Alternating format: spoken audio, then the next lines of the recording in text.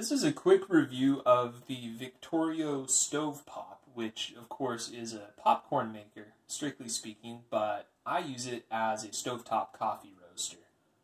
I bought it through Sweet Maria's. They throw in a nice little bonus of a discounted sampler pack with it and some tip sheets on roasting and that sort of thing.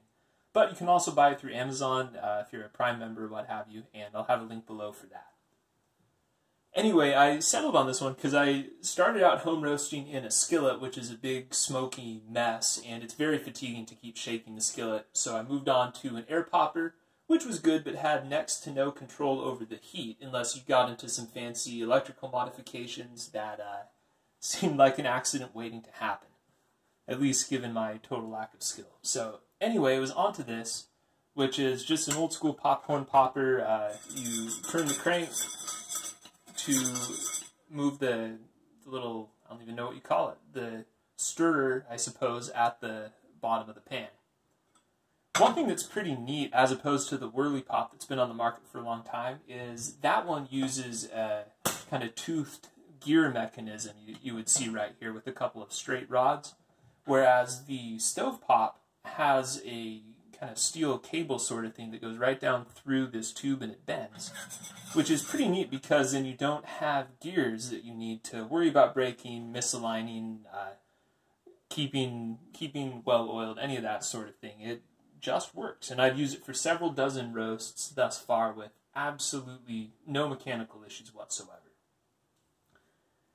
So the process is pretty darn simple. I find, at least on my electric stovetop here, turning the heat roughly a third of the way up, maybe a little bit more, is just about perfect.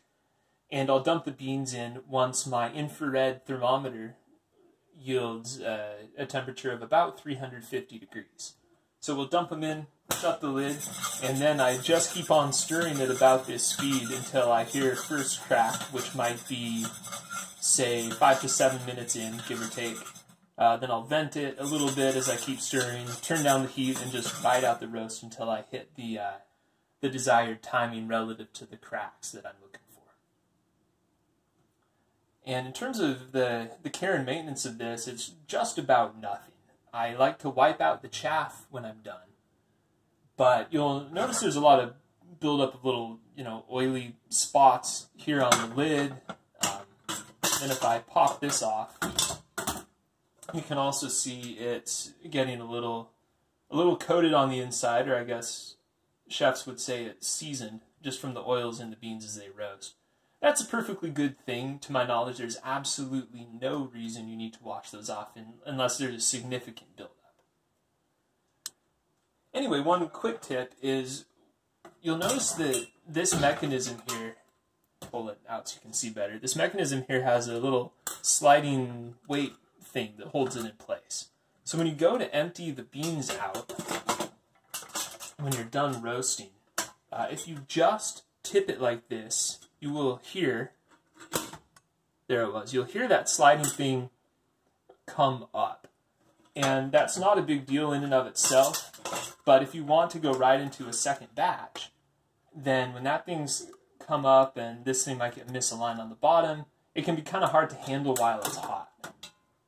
So what I found works is, simply enough, before you dump it out, just take the top off, set it aside on something reasonably heat resistant, and pick this up using maybe an oven mitt or a towel or something here. Dump it out, then just set it back down and you're good to go, and you can keep it warm for your next batch.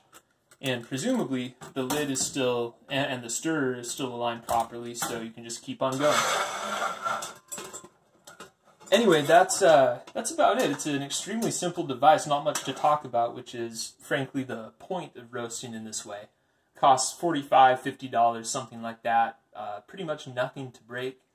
And once you get it dialed in to the heat settings on your stove, you can get not totally consistent roasts, but surprisingly good ones. And it's a lot of fun to try.